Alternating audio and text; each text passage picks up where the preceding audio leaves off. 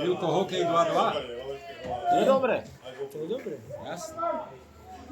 Len tuto by už mal byť gól. Mal. A ideme kričať. Rúky! Do toho! Pozri, nasrali sa Vavrečka.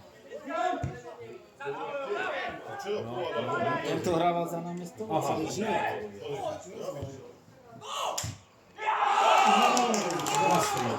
To som vám vravel, že sa začali rozhodať. Ako ten Jano, keď začal kričať. To ty si vymyslel, na čo si kričal. Ale ja posledne bol 5 hodiny do toho. Ale by to naši dali.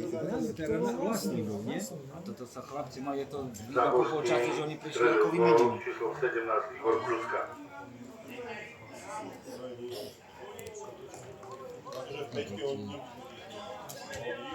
Ten kapitán, ten skúsený, tá 11 vysnul toho Snehuliaka a ten nahral nohu právne brány.